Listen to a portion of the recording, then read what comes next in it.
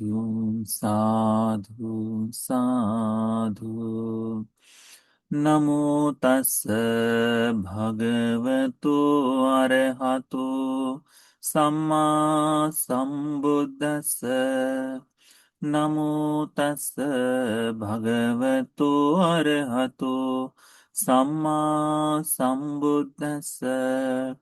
नमो तस् भगवतो अरहतो सम्मा संबुद्दस्स। साधु साधु साधु। पूजनीय कल्याण मित्र गुरु बंदी जी के चरणों में हमारा प्रणाम है। साधु साधु साधु। श्रद्धावान उपासक उपासिकागण, हम लोग अभ्यास कर रहे हैं संयुक्त निकाय का। संयुक्त निकाय में हम लोग धातु संयुक्त का अभ्यास कर रहे हैं। इसमें आज हम लोग सातवां सूत्र है संज्ञा नानत्व सूत्र। संज्ञाओं की भिन्नता के बारे में उपदेशी धर्म का भगवान का उपदेश। यह सूत्र भी भगवान ने श्रावस्ती में ही उपदेशित किया था।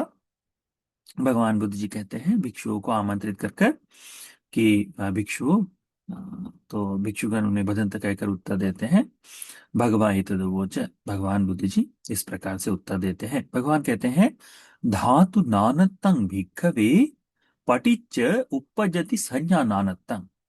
भिक्षुओं, धातुओं के भिन्नता के कारण ही संज्ञाओं की भिन्नता उत्पन्न होती। संज्ञा यानी पहचानना, संज्ञा करना कि अच्छा ये है करके इस तरह से भिन्न भिन्न वस्तुओं की पहचान करना, है ना। तो उनको कहते हैं नानत्व। ठीक है। तो संज्ञा कहते हैं उसे कि इसको पहचान रहे हैं, इसे पहचान रहे हैं, इसे पहचान रहे हैं, उसे। फिर भगवान बुद्ध जी कहते हैं संज्ञा नानत्तं पटिच्च उपपज्जति संकप्प नानत्तं। संज्ञाओं की भिन्नता के कारण, यानी अलग अलग संज्ञाएं हैं, उन अलग अलग संज्ञाओं के कारण अलग अलग संकल्प उत्पन्न होते हैं। ठीक है। अलग अलग संज्ञाओं के कारण संकल्प नानत्तं पटिच्च उपपज्जति छंद नानत्तं। अलग अलग संकल्पों के कारण उत्पन्न होती है अलग अलग इच्छाएं। छंद, छंद अलग अलग उत्पन्न होते हैं। छंद नानत्तं पटिच्च उपपज्जति परिलाह नानत्तं। छंदों की भिन्न भिन्नता के कारण, चाहत की भिन्न भिन्नता के कारण, तकलीफें जो है उसके कारण जो रोना है, दुख दो भोगना है, ये भी भिन्न भिन्न उत्पन्न होता है करके भगवान बुद्ध जी इसमें बताते हैं। फिर परिलाह नानत्तं पटिच्च उपजति परियेसन नानत्तं। जब किसी चीज की प्रबल इच्छा उत्पन्न हो, प्रबलता के कारण यदि मन व्याकुल हो जाए, तो उस व्याकुलता के कारण उसे पाने के लिए जो प्रयास करते हैं वो भी भिन्न भिन्न होता है करके भगवान बुद्ध जी इस सूत्र में उपदेशित करते हैं। ठीक है।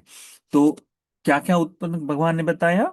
भगवान कहते हैं कि धातुओं की भिन्नता है। जैसे इसमें कहा कतमंच भिक्खवे धातु नानत्तं। धातुओं की नानत्ता है। कौन कौन से धातु है। रूप धातु है, शब्द धातु है, गंध धातु है ना, रस धातु है, पोट्ठब्ब धातु है, धम्म धातु है। ठीक, ये बाहरी धातुओं के बारे में हमने कल अभ्यास किया। तो भगवान बुद्ध जी बताते हैं कौन से धातुओं की भिन्नता है। तो कौन कौन सी भिन्नता है। तो बाहरी रूप, तो रूप धातु, शब्द, गंध, ठीक है, गंध सुगंध जो कहते हैं वह, जिह्वा यानी रस, हम रस से जो जो चखते हैं वह रस के कारण, पोट्ठब्ब है ना, शरीर से होने वाले जितने प्रकार के स्पर्श है उन सब के प्रति, और फिर अंतिम में आता है धम्म धातु यानी चिंतन, मन के विचार। इन विचारों के कारण क्या होता है। भगवान कहते हैं कि ये भिन्न धातुओं की भिन्न भिन्नता है। इन धातुओं की भिन्न भिन्नता के कारण उत्पन्न होती भिन्न भिन्न संज्ञाएं। जैसे आंखों से रूप देखा जाता है तो उस आंखों से रूप देखकर उस रूप की पहचान होती है ना। तो वह रूप की पहचान की संज्ञा अलग है। वो उसके कहते हैं संज्ञा। तो रूप की संज्ञाएं वह होगी भिन्न संज्ञाएं। फिर कान से सुने हुए शब्द की संज्ञाएं भिन्न भिन्न होती हैं, भिन्न भिन्न होती हैं। अलग अलग तरह के शब्द हम सुनते हैं और अलग अलग तरह की उसको संज्ञाएं देते हैं। उसके पश्चात हमारी नासिका से गंध सुगंध लेते हुए, है ना, खुशबूदार है, बदबूदार है, और ये इसकी सुगंध है, ये इसकी बदबू है करके हम हमारे नासिका से बदबूएं भी अलग अलग तरीके से संज्ञाएं देते हैं। उसके प्रकार पश्चात जिह्वा से जो रस चखा जाता है, ये रस के कारण भी यह अलग अलग प्रकार का रस है। तीखा है, मीठा है, मीठे में भी ये इस प्रकार का रस है ना। हम जैसे मिठाई कोई खाते हैं तो हमें उसमें भी अलग अलग प्रकार का मीठा रस महसूस होता है।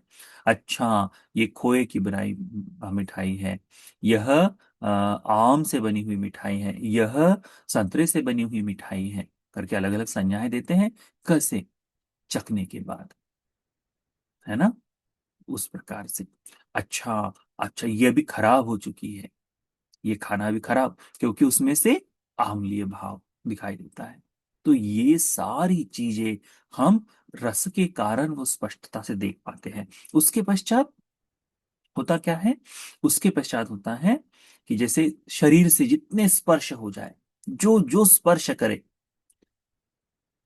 हम बैठ रहे हैं तो उस सोफे का स्पर्श हो जाए, है ना, हम लेट रहे हैं तो उस गद्दे का स्पर्श हो जाए, कोई व्यक्ति हमसे हाथ मिला रहा है उसका स्पर्श हो जाए, स्त्री का स्पर्श, पुरुष का स्पर्श हो जाए, बालक का स्पर्श हो जाए, बालिका का स्पर्श हो जाए, सबके स्पर्श, मां स्पर्श करे, पिता स्पर्श करे, ये सारे स्पर्श भिन्न भिन्न होते हैं।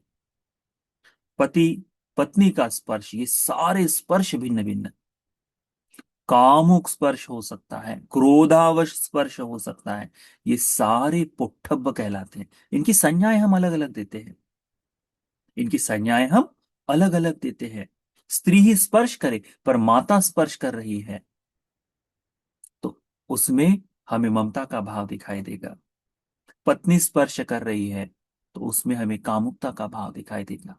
बेटी स्पर्श दे रही है तो हमें उसमें पिता का जो पुत्री के प्रति जो भाव होता है वैसा स्पर्श महसूस होगा।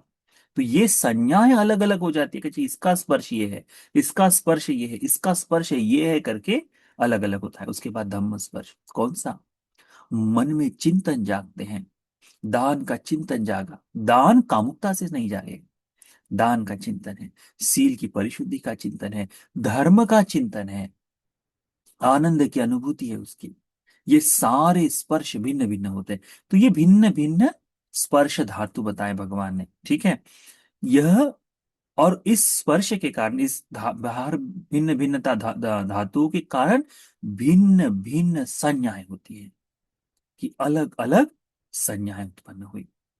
ये संज्ञाएं जो है, इस संज्ञाओं के कारण भगवान कहते हैं उपजति संकल्पनानतम, संकल्पना, अलग अलग संकल्प उत्पन्न होते हैं, अलग अलग संकल्पनान तो उत्पन्न होते हैं, ठीक है। जैसे कहा गया है, रूपं रूप धातु भिक्कवे पटिच्च उपजति रूप संज्ञा, रूप धातुओं के कारण भिक्षु उत्पन्न होती है रूप संज्ञा, रूप संज्ञा पटिच्च उपजति रूप संकल्प, रूप संज्ञा के कारण उत्पन्न होते रूप के संकल्प, ठीक है। अलग अलग संकल्पनाएं उत्पन्न होती हैं, ऐसा संकल्प ये है, ये रूप का ऐसा है, ये रूप का ऐसा है ना। वह रूप संकल्पं पटिच उपजति रूप छंद, उन रूप संकल्प के कारण उत्पन्न होता है रूप का छंद। आप लोगों ने छंद का अभ्यास किया है ना, छंद उत्पन्न होता है, छंद यानी इच्छा है, एक प्रकार से इच्छा है, उनको चाहिए चाहिए कि जो रट के साथ लगा रहता है वह छंद, ठीक है।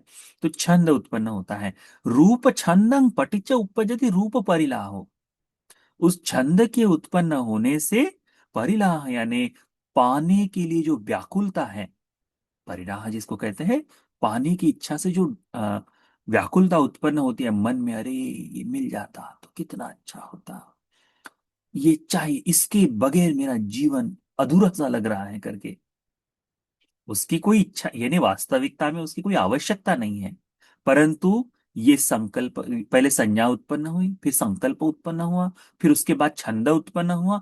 छंद के बाद उस छंद से संकल्पों के कारण, छंद के कारण संकल्प, संकल्प के कारण क्या उत्पन्न हुआ, उसको पाने के लिए ललक उत्पन्न हुई, व्याकुलता उत्पन्न हुई। उस व्याकुलता के कारण क्या हुआ, फिर चाहिए चाहिए, तो उसे पाने का प्रयास, उसे पाने के, उसकी पाने की कोशिश, उसे कहते हैं परियेसना। ठीक है। तो रूप परिलाहं पटिच्च उपपजति रूप परियेसना। रूप को पाने, वो जो रूप के कारण व्याकुलता जो उत्पन्न हुई, इस व्याकुलता को क्षमान करने के लिए, समाप्त करने के लिए, उस इच्छा की पूर्ति, उस इच्छा पूर्ति के लिए खोज आरंभ हुई, उसे कहते रूप परियेसना। इस प्रकार से भगवान बुद्ध जी कहते हैं कि एक एक प्रकार से, एक एक प्रकार से, फिर कान से सुना हुआ शब्द, कान से सुना हुआ शब्द, शब्द क्या है, तो उस, जैसे शब्द सुन लिए, कोई सुंदर, आप जैसे देखो कभी कभी, कई बार सुबह उठने के बाद हम लोग अचानक से ही कोई गाना गुनगुनाना शुरू कर देते हैं, उसके बारे में सोचा भी नहीं है, परंतु गुनगुनाना शुरू कर देते हैं। और गुनगुनाते गुनगुनाते गुनगुनाते एक दो शब्दों पे आकर अब बोल भी नहीं पा रहे, परंतु वहां आकर रुक जाते हैं कि अरे क्या है उसके आगे, क्या है उसके आगे। फिर कोशिश करते, फिर शुरुआत में आ जाते हैं, फिर देखते अच्छा वो है, वो है, वो है, वो है। फिर अभी क्या करें, तो फिर अंतिम में मोबाइल उठाते हैं, उसमें जाते गूगल करते हैं। ठीक है। आजकल तो करके गूगल को बताओ तो वो बता देता है कि तुम ये गाना गाना गुनगुना रहे। यदि तुमको नाम पता हो जाए तो तुम टाइप करके उस गाने को क्लिक करके उसको सुन लेते हैं। जैसे ही गुनगुनाना आरंभ हुआ वैसे तुरंत सुनते हैं क्या, नहीं। ये वही प्रकार है, क्या होता है, पहले हल्का सा गुनगुनाए, या फिर कोई शब्द सुना हुआ है,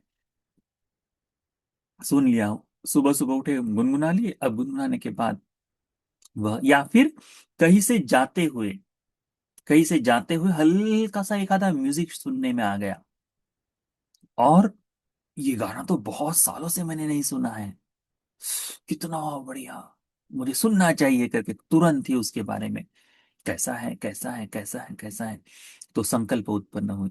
फिर उस संकल्प के कारण क्या उत्पन्न हुआ, छंद उत्पन्न हुआ। छंद के कारण क्या हुआ, अरे मुझे सुनना चाहिए करके परिलाह उत्पन्न हुआ, व्याकुलता उत्पन्न हुई, कैसे करूं, नहीं देखा है, नहीं सुना, अरे चाहिए करके। फिर खोज आरंभ हुई, परियेसना आरंभ हुई। और वो कब तक चली, जब तक उस शब्द को सुन न ले। ऐसा आपके साथ होता है? हम्म। हाँ, हमारे साथ भी होता है। क्या होता है, किसके प्रति, शब्द के प्रति, गंध सुगंध के प्रति, खुशबू के प्रति होता है। आप देखो, हम पहचान जाते, खुशबू से पहचान जाते हैं व्यक्तियों को भी। हम खुशबू से पहचान जाते हैं, अच्छा तुम ये सेंट लगा रहे हो, बिल्कुल पहचानते हैं। किसी के घर के आगे से गए और वहां बढ़िया से नॉनवेज बन रहा हो, तो तुरंत पहचान, अच्छा इनके घर में आज ये बन रहा है। हम्म। क्या उत्पन्न होता है, व्याकुलता उत्पन्न होती है। पहले तो संकल्प, अच्छा ये बन रहा है, फिर नहीं रहा जाता, मन नहीं रहा जाता, तो वैसी ही सुगंध चाहिए करके घर में भी बनाओ, या फिर होटल में कहा कराओ, जब तक वो शमन नहीं होती। तो परियेसन, उस व्याकुलता की जो इच्छा है वह, तो गंध सुगंध के प्रति, खुशबू के प्रति भी, खुशबू के प्रति भी, कई बार तुमने देखा होगा, कई कई बार होता है, स्त्री हो जाए या पुरुष हो जाए, दोनों ही आ, अनेकों बार अपनी अलमारी को पूरा खंगालते रहते, पूरा खंगालते रहते हैं। मैंने लास्ट टाइम जो वो परफ्यूम लाया था वो कहाँ गया, कहाँ गया करके, उसके पास दो चार हैं, पर प्रिसाइसली मुझे वही चाहिए आज। वो जो है खोजबीन की जो, वो कहते व्याकुलता, वो जो चाहिए परिलाह, और उसकी खोज, वो है परियेसना। गंध सुगंध के प्रति भी होती है, वो होती है। उसके बाद में चखने की, टेस्ट वैसी ही चाहिए, टेस्ट वैसी वैसी ही चाहिए। दुकान है, अच्छा पहले जैसा नहीं बना था, पहले जैसी स्वाद नहीं रहा उसका, अब बदल गया है, क्या है ये, अब वैसा ही स्वाद कहाँ मिले, इसके लिए जो परियेसना है वही, तो वह संज्ञा उत्पन्न हुई। संज्ञाओं के कारण संकल्प उत्पन्न हुआ, संकल्प के कारण छंद उत्पन्न हुआ, छंद के कारण वेदनाएं परिलाह उत्पन्न हुआ। परिलाह यानी तकलीफें जो होती है उसके कारण जो व्याकुलता उत्पन्न होती है, पाने की प्रबलता इच्छा उत्पन्न होती है, उससे जो कमी महसूस होती है, ललक जो उत्पन्न होती है वह उत्पन्न हुई। उससे उसका शमन करने के लिए, उस प्यास को मिटाने के लिए, परिलाह को मिटाने के लिए परियेसना यानी उसकी खोजबीन आरंभ हो जाती है कि ये चाहिए करके उसको पाने का प्रयास। वह स्पर्श के कारण भी, शरीर का स्पर्श ऐसा ही है, किसी न किसी चीज से जो भी चीज है, कामुकता के इसमें भी शरीर का स्पर्श देखा जाए तो वैसा ही है, बाहरी वस्तुओं के बारे में स्पर्श देखा जाए तो वैसा ही है। कपड़ा पहनते हैं हम, कपड़े का स्पर्श होते रहता है, हम क्या देखते हैं, फैब्रिक कंफर्टेबल होना चाहिए, रैशेस कर रहा है तो वो सारी चीजें देखते हैं, ये क्या है, ये भी उसी तरह का है, ये भी शरीर का स्पर्श है। कामुकता में स्पर्श वो तो कहा ही कहा गया है, परंतु ये स्पर्श भी हमको जानना चाहिए। फिर भगवान कहते हैं कि धम्म धातु कैसे, तो धम्म धातु पटिच्च उपपजति धम्म संज्ञाए। कोई मन में चेतना जागी, चिंतन जागा, उस चिंतन का विचार तो जो भी हो, राग से युक्त हो, द्वेष से युक्त हो, मोह से युक्त हो, धर्म से युक्त हो, दान का चित्त हो, मैत्री का चित्त हो, जो जो भी जागा हो, वो जागने के पश्चात धम्म संज्ञा पटिच्च उपपज्जति धम्म संकल्पो, धर्म संज्ञा के कारण धम्म संकल्प उत्पन्न होता है।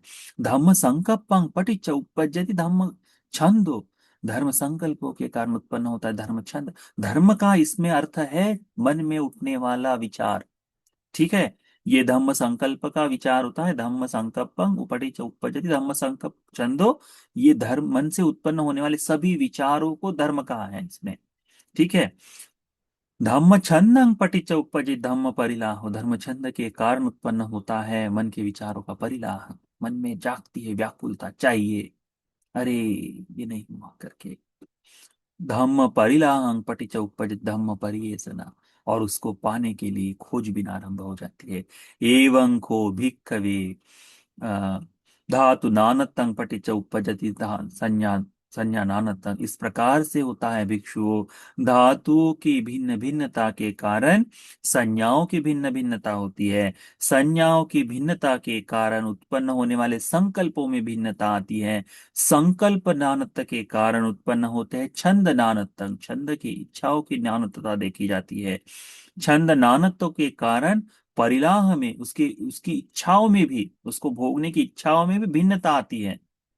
जैसे रूप को देखने की इच्छा, कान के देखने से, किसी हमने रूप को देखना है, उस इच्छा का शमन हमको कान का शब्द सुनकर नहीं हो सकती, उसकी इच्छा उसी से उत्पन्न होगी कि आंखों से रूप है तो उसी से समाप्त करना पड़ेगा, है ना।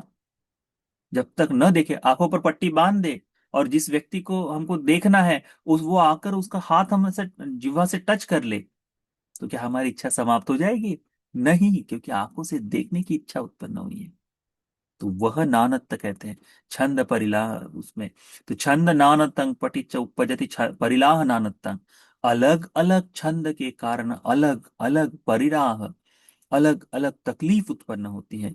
परिलाह नानत्तंग पटिच्च उपजति परियेसना नानत्तंग, अलग अलग होने वाले परिलाह, अलग अलग होने वाले व्याकुलता से उत्पन्न होती है, अलग अलग खोजबीन करके भगवान बुद्ध जी ने सूत्र का उपदेश दिया। तो यह संज्ञा नानत्त सूत्र अच्छी तरह से चिंतन में लाओ।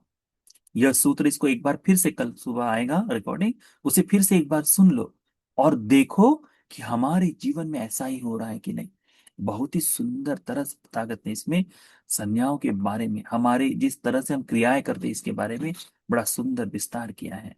तो इसको इसी प्रकार से समझते जाओ और अच्छी तरह से धर्म को धारण करो, ठीक है।